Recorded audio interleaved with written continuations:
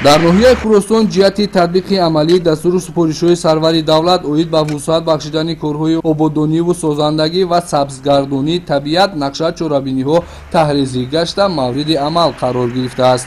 дар рӯзҳои истироҳатӣ чун анъана кормандони касбу кори гуногун, фаъолону сокинон аз ҷумла хоҷагидорони ҷамоати деҳоти Фахрободи ноҳияи Хуросон ба ҳашари дастҷамона баромада дар шоҳроҳи Душанбе Хуросон садҳо бех ниҳолҳои ҳамешасабз шинониданд. иттилоъ дода шуд ки ҳар як ниҳоли шинонидашуда бо риояи агротехника ва ивазкунии қабати хок роҳандозӣ гашта бо мақсади таъмин намудани нашъунамои минбаъдаи ниҳолҳои шинонидашуда шахсони алоҳида вобаста мегарданд.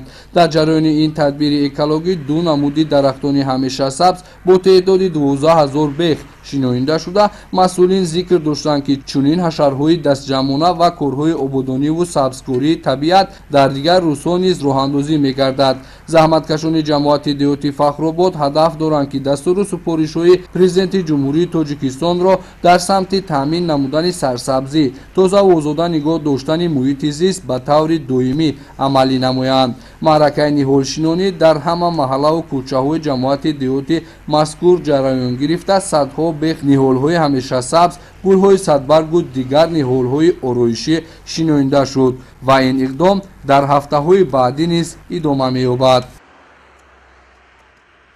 дар асоси дастури супоришҳои асосгузори сулҳу ваҳдати миллӣ пешвои миллат президенти ҷумҳурии Тоҷикистон муҳтарами Эмомалӣ Раҳмон ки дар паёми навбатии худ ироа доштанд, ҷамоати деҳоти Фахробод нақша чорабинии худро таҳия намуда як қатор корҳоро ба анҷом расонида истодааст.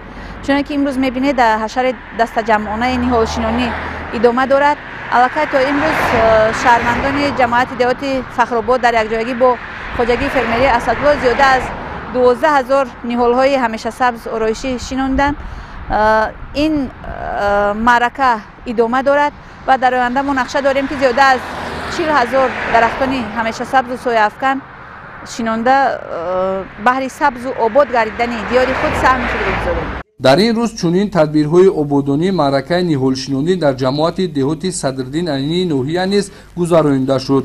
тариқи ҳашари дастҷамона маъракаи ниҳолшинонӣ бо иштироки фаъолону сокинон ва омӯзгорону хонандагони муассисаҳои таълимии ҳудудии ҷамоати деҳоти мазкур роҳандозӣ гардид. ҳар яке аз иштирокчиёни маъракаи сабзкории муҳити зист бо дарки баланди масъулият ва эҳсоси гарми ватандорӣ дар ин ҳашари дастҷамона ширкат гирифта саҳми худро дар кабудизоркунии маҳалли зисти хеш гузоштанд.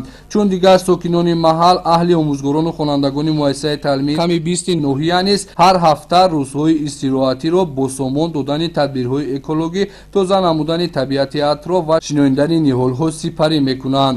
дар ҳамин замина дар назди ин таълимгоҳи мазкур бо дастгирии мақомоти иҷроияи ҳукумати давлатии ноҳия ва ташаббуси соҳибкорони маҳал ошхонаи назди муассисавӣ бунёд мегардад. айни замон корҳои сохтумонӣ дар иншооти мазкур идома дошта ташаббускорон азм карданд то фарорасии ҷашни наврӯз сохтумони ошхонаро ба пуррагӣ анҷом бахшанд. тавре иттилоъ дода шуд дар ноҳияи Хуросон ҳар ҳафта рӯзҳои истироҳатӣ аксияҳо вобаста ба таъмин намудани ҳолати тозагӣ, сарсабзу хуррамгардонии кӯчаву хиёбонҳо ва саҳни майдону гулгаштҳои истироҳатӣ гузаронида мешавад.